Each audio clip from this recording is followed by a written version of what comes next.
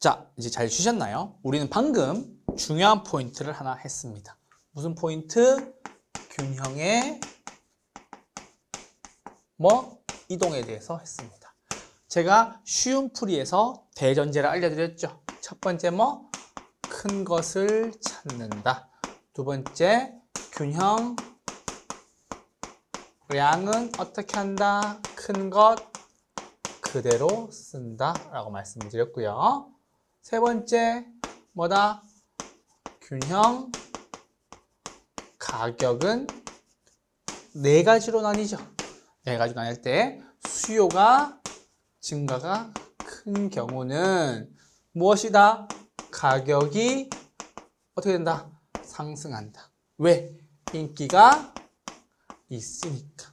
그렇죠? 두 번째, 수요 감소가 큰 경우 가격이 어떻게 됩니까? 균형 가격이 하락하게 되겠죠. 왜요? 인기가 있다 없다? 인기가 없다는 얘기니까. 그리고 공급이 증가한답니다. 공급이 증가가 큰 경우에는 가격은 어떻게 됩니까? 가격은 당연히 하락하게 되겠죠. 왜요? 물량이 많아진다는 얘기니까. 네 번째, 공급이 감소되는 경우 어떻게 됩니까? 가격은 상승하게 되겠죠. 왜요? 물량이 있다 없다? 물량이 없으니까. 그렇죠? 요거 균형 이동의 대전제와 대원칙이니까요. 잘 정리해 주시길 부탁드리겠습니다. 됐죠? 이렇게 하시고 나서 이제 우리는 무엇으로 넘어옵니까? 수요와 공급의 탄력성으로 넘어와서 진행을 해보죠. 자, 무엇이다? 수요와 공급의 탄력성입니다. 자, 여러분들한테 탄력성을 설명드리기 전에 탄력성이라는 것은 무엇이냐면 이렇게 써요. 양의 변화율을 측정하는 것이라고 해주시면 되겠습니다. 무슨 변화율? 양의 변화율. 그쵸? 그래서 양의 변화율이니까 자, 잠깐만. 첫 번째, 수요와 관련해서는 세 가지 탄력성이 있습니다. 몇 가지? 세 가지. 공급과 관련해서는 한 가지 탄력성이 등장합니다. 자, 그래서 무엇이다? 수요의 가격 탄력성.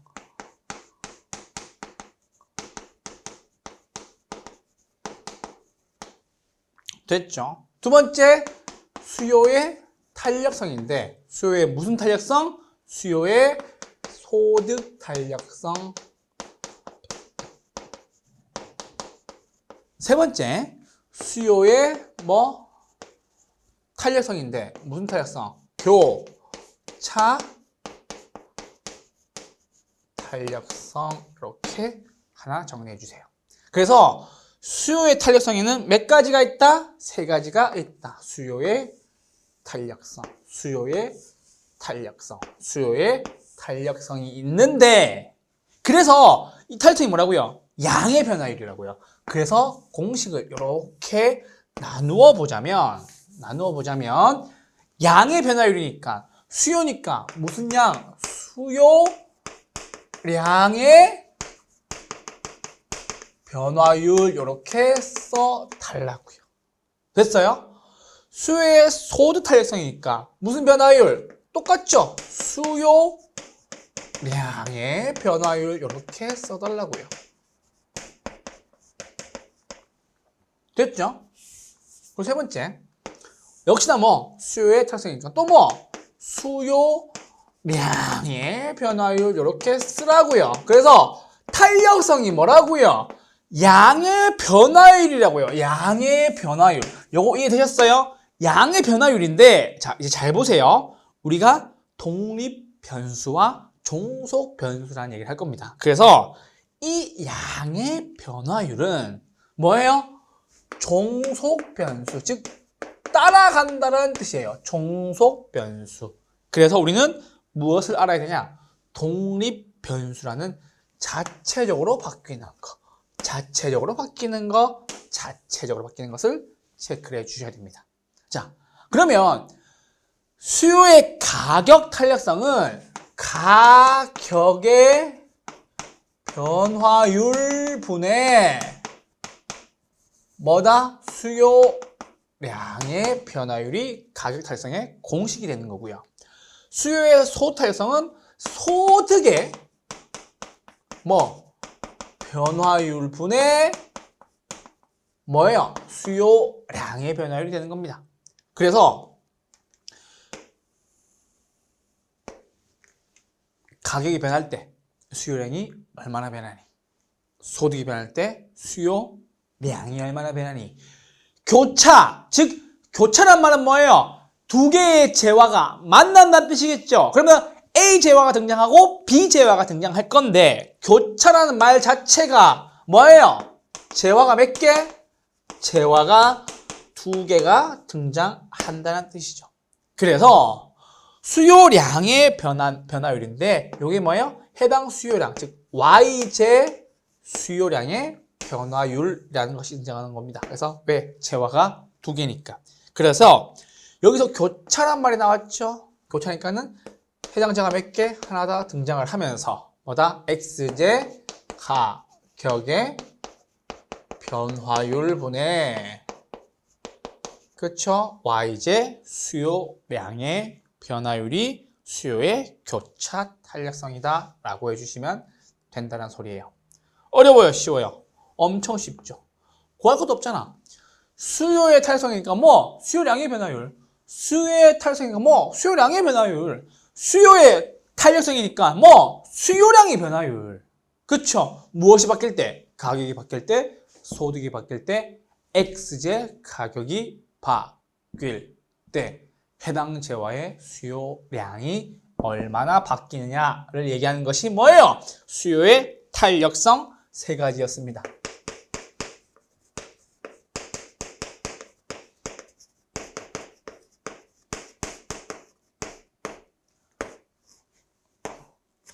됐죠? 이렇게 정리해 주시면 되겠습니다. 그래서 공급의 탄력성은 가볍게 보시면 되겠습니다. 자, 공급은 공급의 뭐예요? 가격 탄력성이죠. 탄력성이 뭔데? 양의 변화율. 봅시다. 그럼 위에 공급 양의 변화율. 변화율이다. 무엇이 바뀔 때? 가격이 바뀔 때. 어려울 게 있다 없다? 어려울 게 없다. 가격의 뭐예요? 변화율 분의 공급 양의 변화율. 이게 무엇이다? 공급의 탄력성에서 가격 탄력성에 대한 한 가지 이야기였습니다. 되셨죠? 그래서 수요의 가격 탄력성 세 가지, 공급의 가격 탄력성 한 가지라고 얘기해서 수요의 가격 탄력성 몇 가지? 세 가지. 공급의 탄력성 몇 가지? 한 가지. 이렇게 하셔서 총 몇 가지? 네 가지가 되는 것이 탄력성에 대한 네 가지 이야기였습니다. 됐죠? 어려운 게 있다 없다? 없다. 탄력성은 뭐다? 양의 변화율. 수요의 탄력성은 수요량의 변화율. 공급의 탄력성은 공급량의 변화율인 거죠. 그 중에서 우리는 무엇에 중점을 두고 공부를 해야 된다? 수요의 가격 탄력성. 수요 탄력성 세 가지에 대해서 반드시 정리를 해 주셔야 됩니다. 아시겠죠? 이해되셨죠? 자, 그 내용 잡으시고 여러분들과 함께 본격적으로 탄력성 출발해 보죠. 지우겠습니다, 이제. 이해되셨죠?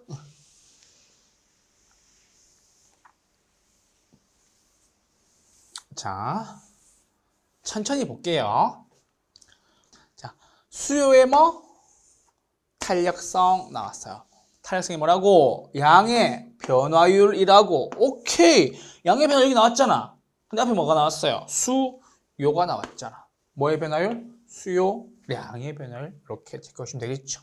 그리고 무엇이 변할 때? 가격 탄력성이니까. 무엇이 변한다? 가격이 변할 때 수요량의 변화율이다 라고 해주시면 되겠습니다. 자, 그러면 이제 여기서 문제가 됩니다. 자, 우리는 완전 탄력적과 단위 탄력적, 비탄력적과 완전 비탄력적이라고 얘기하는데, 완전 탄력적이란 말은 양의 변화율, 그쵸? 탄력적이라면서요. 양의 변화율이 무엇이다? 무한대로 바뀐다. 탄력성이 뭐다? 무한대이다 라고 나온다는 것입니다.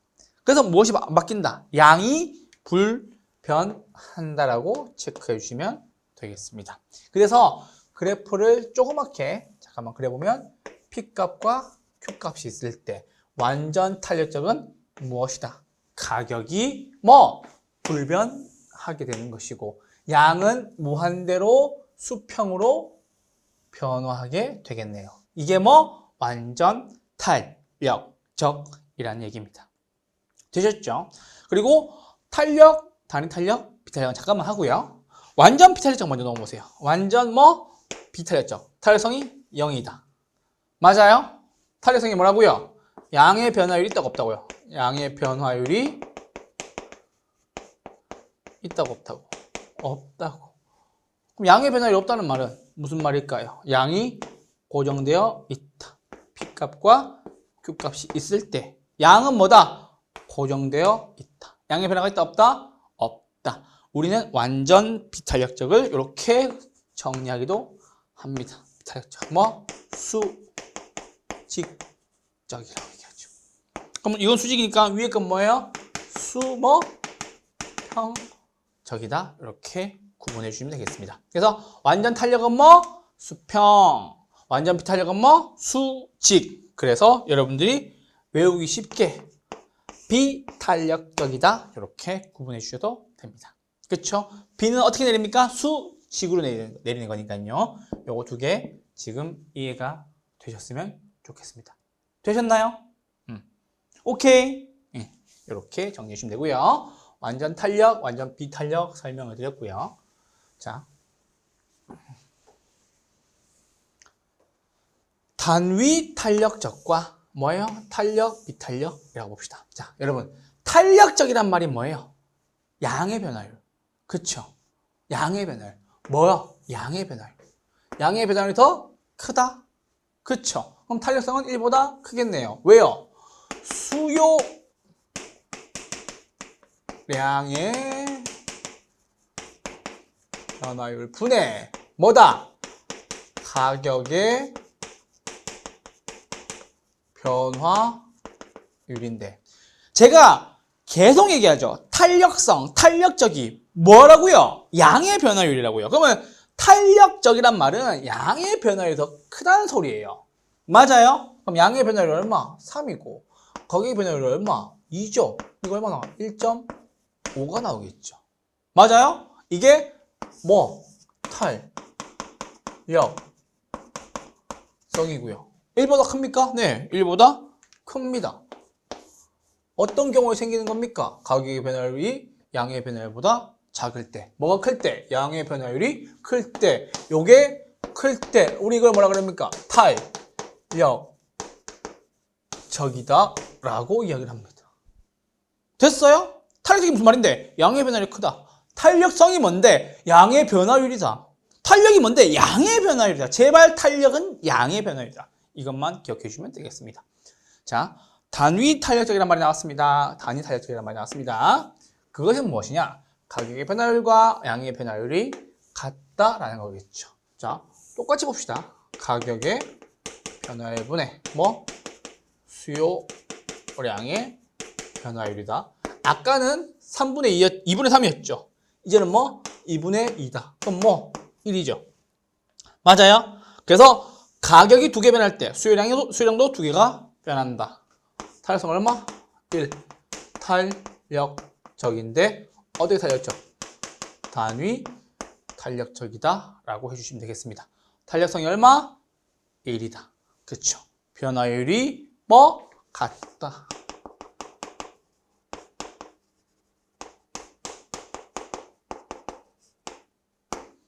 이렇게 정리해 주시면 되겠습니다. 자, 마지막 세 번째 비탄력적이라는 얘기입니다. 자, 비탄력적이란 말은 뭐라고요? 양의 변화율이 더 작다고요. 비안일비 탄력적이지 않다고요. 그 말은 뭐예요? 가격의 변화율이 크다는 소리죠. 그럼 탄력성은 뭐분의 뭔데? 수요량의 변화율을 뭐로 나눈 값? 가격의 변화율로 나눈 값인데 이게 만약에 3이고 이게 2다. 이게 얼마예요? 0.666 정도 나오겠네요. 1보다 커요? 1보다 작죠. 1보다 작다는 말은 무엇의 변화율이 더 크다? 가격의 변화율이 더 크다라는 거. 1보다 더 작으니까 뭐 비탄력적이 되겠네요. 됐어요? 그래서 1.5는 뭐? 탄력적. 얘는 단위 탄력적. 1이니까 얘는 뭐? 비탄력적. 비탄력적이란 말은 가격의 변화율이 양의 변화율보다 더 크다. 그쵸? 탄력적이란 말은 뭐다? 양의 변화율이 크고 탄력적이 아니래요. 그럼 이거 두 개 중에 뭐가 크다? 변화율이 가격의 변화율이 크다라고 해주시면 되겠죠. 그래서 2번과 3번과 4번을 묶어서 구분해서 정리해 주시면 되겠습니다. 포인트는 어디에 있냐면요. 여기에 있다. 어디에 있다? 여기에 있다. 그래서 탄력적이란 말은 양의 변화율이 크다. 비탄력적이란 말은 뭐? 양의 변화율이 아니라 뭐가 크다? 가격의 변화율이 크다. 이렇게 정리해 주시면 되겠네요. 됐어요? 그리고 단위 탄력적이란 말은 뭐다? 변화율이 어떻다? 같다. 이렇게만 체크해 주시면 되겠습니다. 아시겠죠? 이렇게 정리해 주시고요. 이제 수요 가격에서 넘어서 한번 요 밑에 한번 보시죠. 자, 그러면 언제 탄력적이 되는지 한번 봅시다. 탄력적이 된다는 말은 양의 변화가 많다는 소리겠죠? 맞아요? 봅시다. 자, 요거 잠깐 지울게요. 탄력적이 된다는 소리는, 탄력성이 커진다는 소리는 무엇이다? 양의 변화율이 많다. 그러면 탄력성은 커진다. 탄력성은 커진다. 탄력성은 커진다. 커진다. 그 말은 뭐냐? 양의 변화율이 더 크다는 소리죠. 맞아요? 대체재가 많대요. 양의 변화가 큽니까? 네. 용도 전환이 쉽대요. 양의 변화가 큽니까? 네, 크죠. 재화의 용도가 다양하게 쓰일 수 있답니다. 그래서 멀티로 여러 가지 쓸 수 있답니다. 당연히 탄력성이 커지겠죠. 단기보다 언제? 장기일수록 탄력성은 커진다 라고 해주시면 되겠습니다. 그래서 양의 변화율이 더 많다. 더 큰 경우는 언제? 대체재가 많을 때, 용도 전환이 용이할 때, 재화의 용도가 다양할 때, 단기보다 언제? 장기에 무엇이다? 양의 변화율이 크고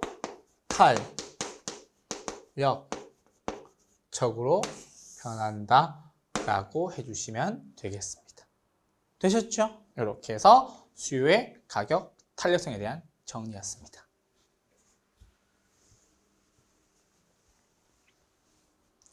자, 수요의 소득 탄력성과 뭐예요? 수요의 교차 탄력성은 가볍게 할게요.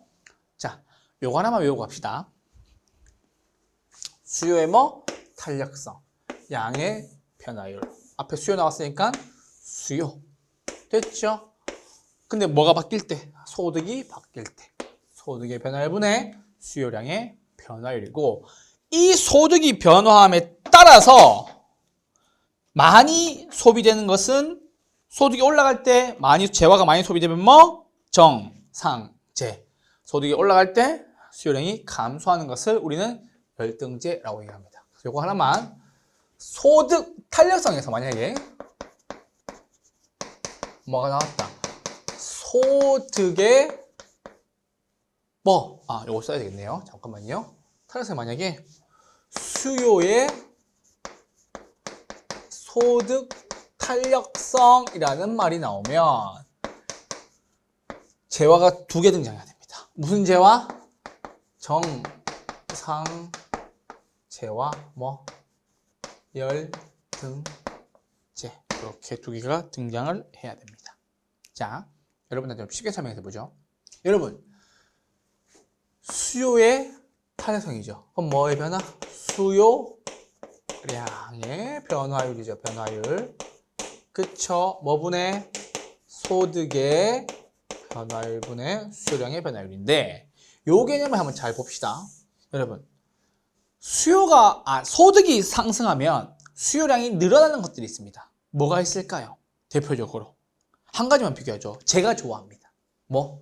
소고기. 혹시나 아실지 모르겠지만 우리 예전에 코로나 때 코로나 지원금 혹시 받으셨나요? 코로나 지원금으로 이렇게 몇십만 원 받은 적이 있었습니다. 그때 여러분들 소고기 매출이 엄청 올라갔던 걸로 기록이 되어 있습니다. 그 말은 뭐예요? 소득이 올라가면 뭐 사 먹는다? 소고기 사 먹겠지. 저도 참 좋아합니다. 여러분 열심히 돈 벌고 열심히 일해서 소고기 많이 사 먹어봅시다. 아시겠죠? 그런데 반대로 소득이 올라가면 안 사 먹는 것들이 있습니다. 대표적으로 불량식품이 있을 수가 있겠죠. 근데 이제 요것은 한국에서는 잘 아니지만 원래 그 스팸이라는 햄 아시죠? 햄. 그것은 대표적인 열등제 중에 하나입니다. 원래 미국에서 만들어질 때 스팸을 만들 때 좀 질이 안 좋은 고기로 만들어졌다고 해서 여러분 스팸 메일이라고도 쓰죠. 그거예요. 그래서 뭐다? 소득이 올라가면 소고기 사 먹고 소득이 올라가면 스팸은 좀 덜 사 먹는다 라고 해주시면 되겠죠. 그래서 정상제 같은 경우에는 뭐다? 소득이 증가할 때 수요량이 증가합니다. 대표적으로 뭐가 있다? 소고기 사 먹겠지. 그렇죠. 두 번째 열등제는요. 소득이 증가할 때 안 사 먹습니다. 뭘 안 사 먹습니까?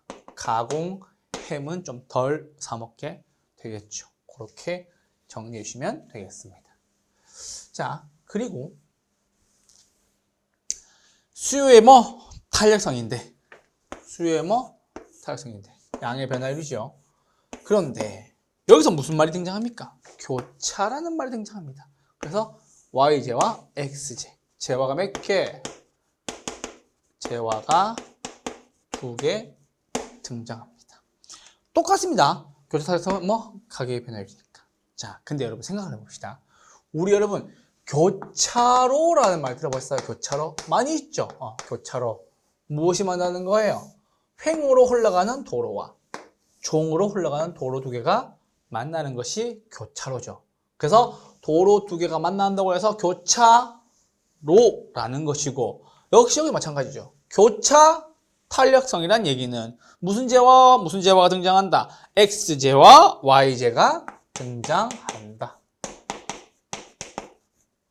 자, 엄밀하게 말하면 Y제는 해당 제화예요. 해당 제화의 수요량의 변화가 되는 겁니다. 제화가 몇 개? 2개 등장하게 됐죠. X제와 Y제가 등장함으로써 수요의 교차 탄력성은 분의 X제 가격의 변화율 분의 무엇이다? Y제 지겨워 이제 수요량의 변화율이다 라는 거예요. 그래서 수요의 탄력성이니까 수요량의 변화율 써야 되겠죠. 근데 교차라는 말이 나왔으니까 제화가 몇 개? 제화가 2개 등장하여야 되고 X제와 Y제가 등장하게 된다라는 것입니다. 그래서 대체할 수 있는 대체제와 보완할 수 있는 보완제가 등장을 하게 되는데요. 대체제 같은 경우에는 같이 움직이는 거죠. 자, 잠깐 예를 들어 봅시다. 자, 여러분 요거 가지고 봅시다. 잠깐 요거 제가 지울게요. 여러분 봅시다. 자, 아파트와 주택 이렇게 구분해 봅시다. 아파트 가격이 올라가면 아파트 사요 안 사요? 안 사요. 왜? 비싸니까. 무슨 수요량이 증가한다? 주택의 수요량이 증가한다 라는 거예요. 됐어요? 오케이? 그러면 대체제는 하나를 사면 하나를 못 사는 거니까 서로 대체할 수 있겠네요. 대신할 수 있겠네요. 바꿔치기 할 수 있겠네요. 우린 그거를 대체제라고 이야기를 합니다. 됐어요? 그렇게 정리해 주시고요. 두 번째, 보완제입니다. 보완제. 보완제는 무슨 말이냐면요. 같이 함께 소비해야 되는 거. 자, 그래서 아파트와 아파트를 건설할 무슨 부지? 아파트 건설 부지. 그래서 아파트와 부지. 별부자에 땅 지차죠. 그래서 이 아파트 짓고 도로도 내는 거 아파트와 아파트 부지는 보완제죠. 그래서 아파트 가격이 올라가면 아파트 지어요, 안 지어요? 안 짓죠. 비싸서 안 지으니까 아파트 부지에 대한 수요량도 감소하게 된다는 소리예요. 아시겠죠? 그렇게 해서 재화 몇 개? 2개 등장하고 이 재화의 가격에 따른 수요량의 변화에 따라서 대체재가 되기도 하고 가격의 변화에 따라서 수요량이 감소하면 보완재가 되기도 한다라는 겁니다. 아시겠죠? 그래서 여러분들과 함께 뭐예요? 수요의 탄력성. 그 중에서 수요의 탄력성. 몇 가지가 있다? 3가지가 있다.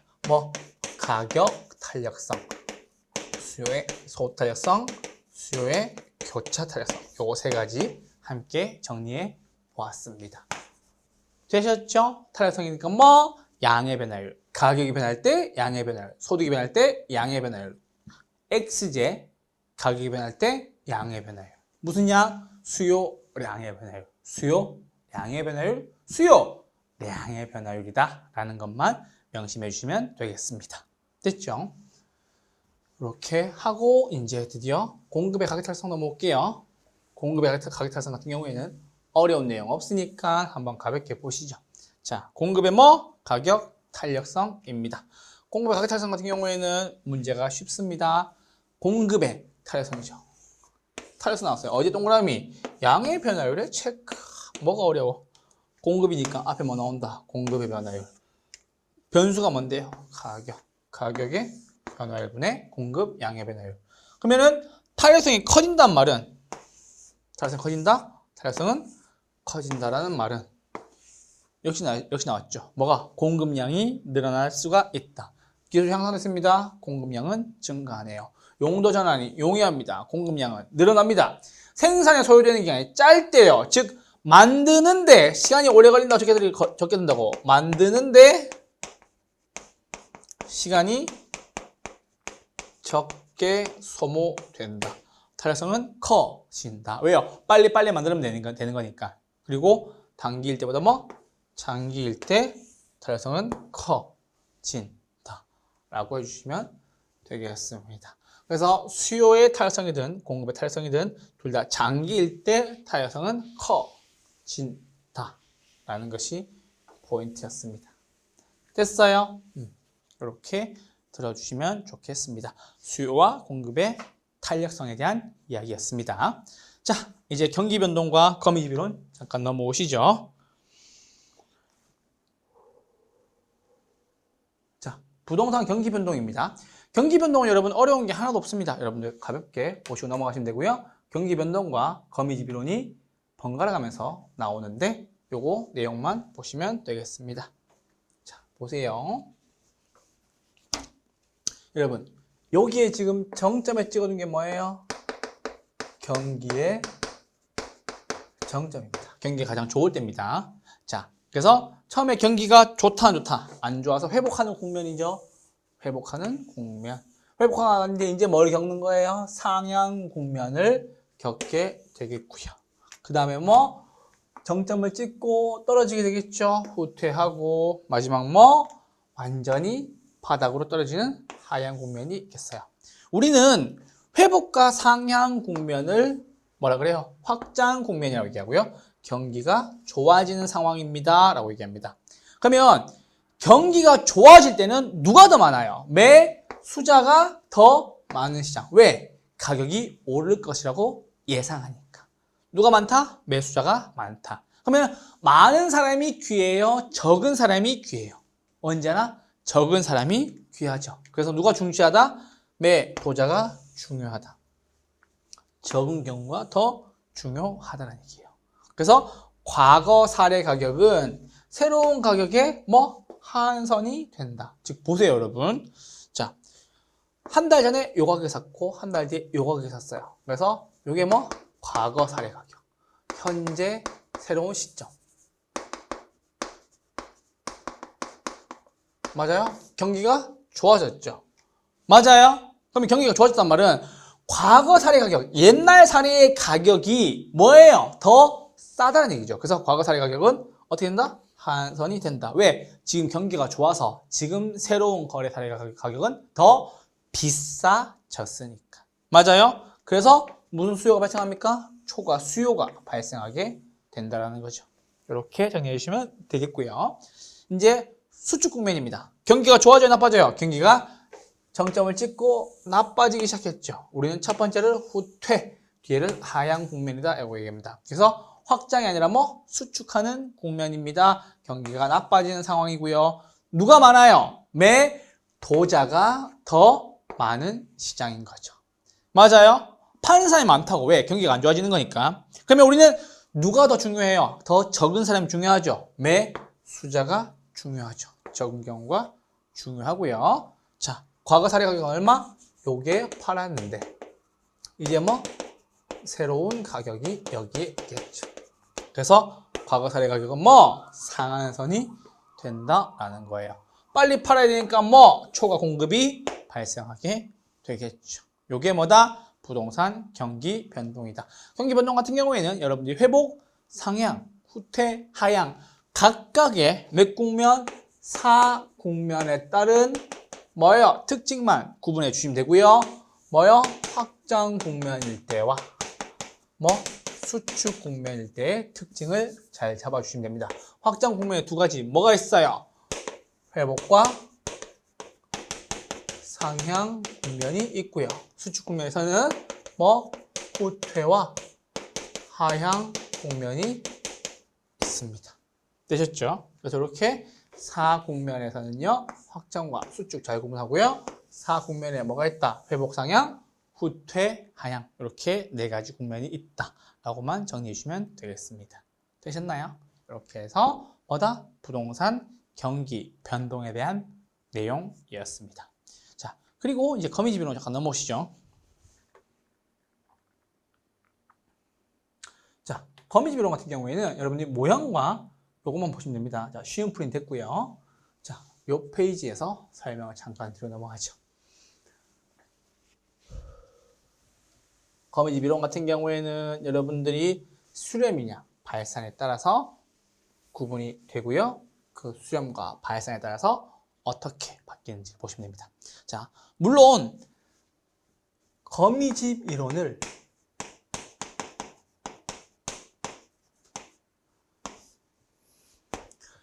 탄력성으로 푸셔도 되고요.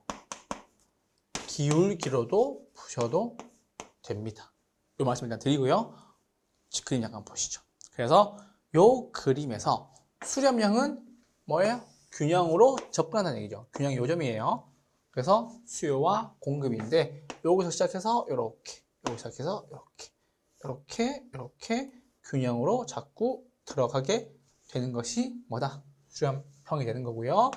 이렇게 자꾸 점으로 벗어나게 되는 것을 뭐라 그런다? 발산형. 균형으로부터 이탈. 이게 불안정한 거죠. 순환형은 뭐예요? 계속 똑같은 자리를 맴도는 거예요. 뭐다? 똑같은 자리를 맴돈다. 그래서 수요와 공급의 크기에 따라서 뭐다?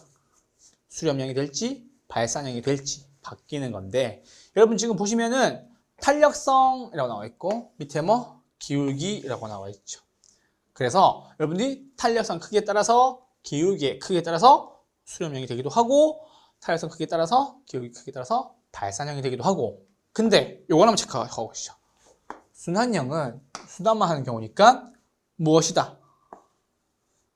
수요의 가격 탄력성이 공급의 가격 탄력성이랑 뭐다? 같다라는 거예요. 수요 곡선의 기울기가 공급 곡선의 기울기랑 같다라는 거.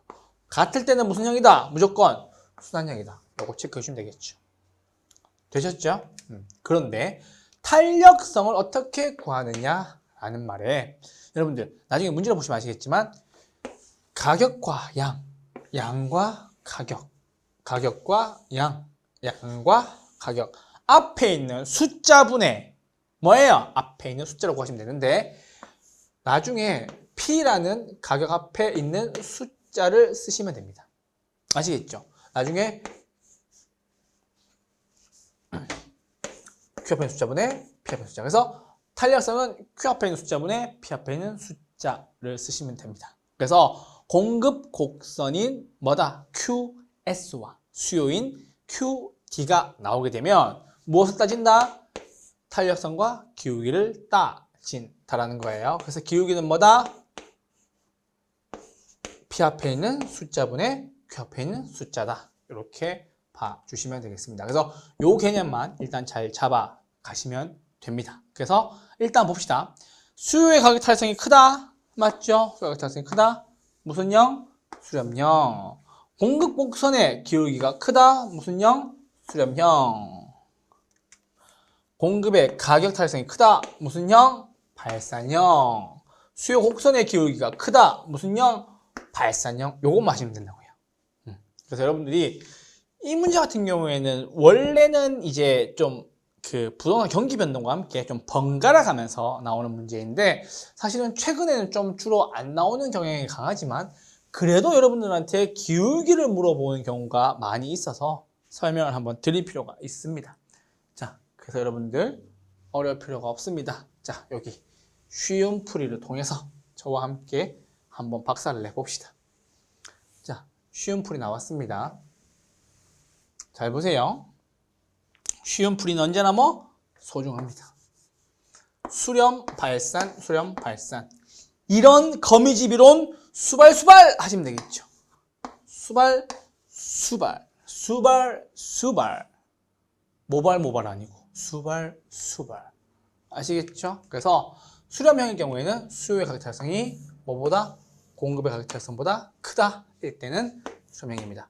자, 탄력성이니까 뭐분해? Q 앞에 있는 숫자분해 P 앞에 있는 숫자. 그래서 수요와 공급 두 개를 구분했을 때 QS와 QD를 비교했었을 때 뭐다? 어디가 크다?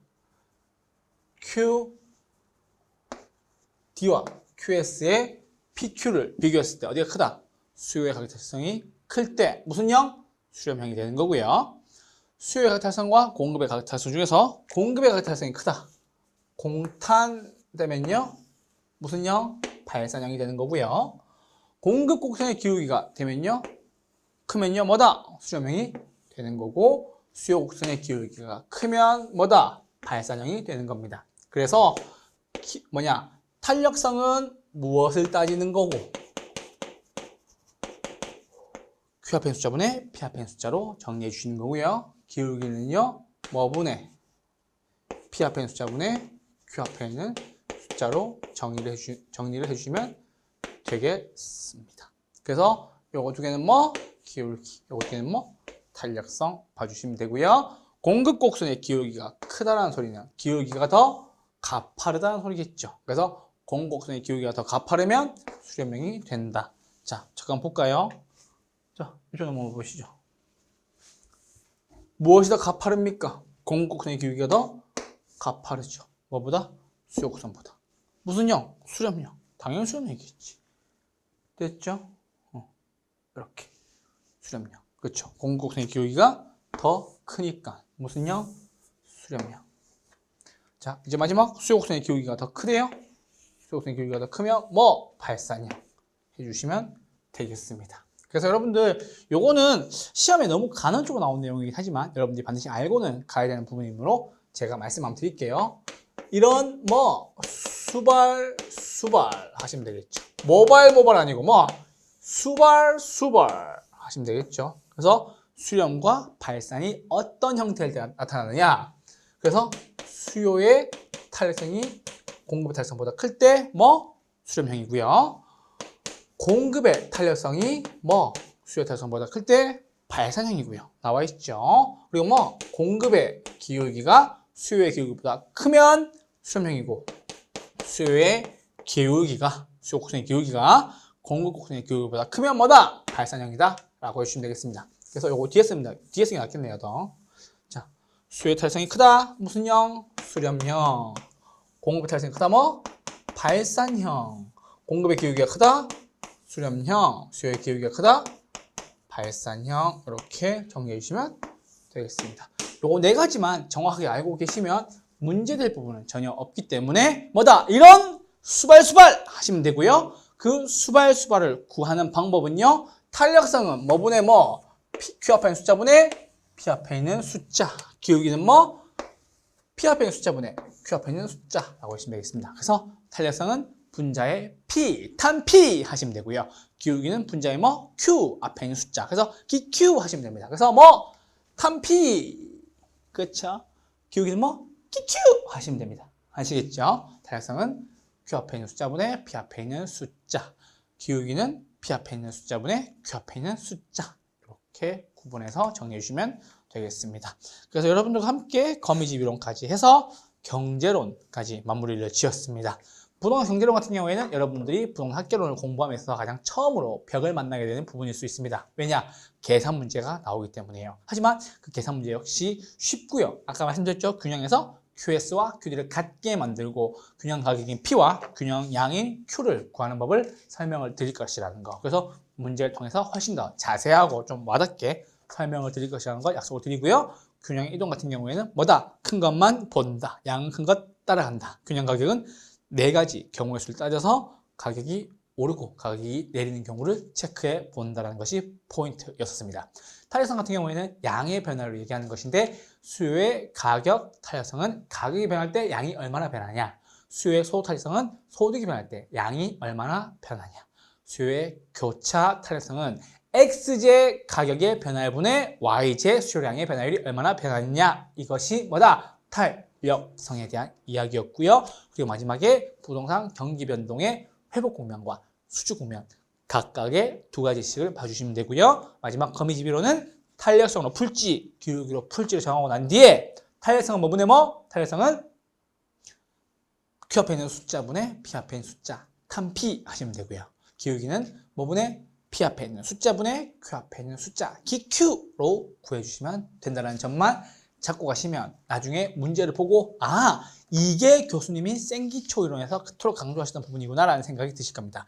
생기초 이론 당연히 힘 빼고 들으셔야 됩니다. 내가 지금 반드시 무언가를 다 알아야 될 생각 말고요. 아시겠죠? 내가 경제론은 원래 좀 까다로운 부분이고 그 부분들을 이해함에 있어서 좀 느릴 수도 있겠구나. 하지만 무엇은 잡아갔으면 좋겠다. 균형의 이동만큼은 확실하게 잡아갔으면 좋겠다. 라는 마음을 가지시고 학습에 임해 주시기를 거듭 당부드리겠습니다. 부동산 경제론 여기까지였고요. 저희 5분 쉬었다가 드디어 시장론에 대해서 배워보도록 하겠습니다. 잠깐만 쉴게요.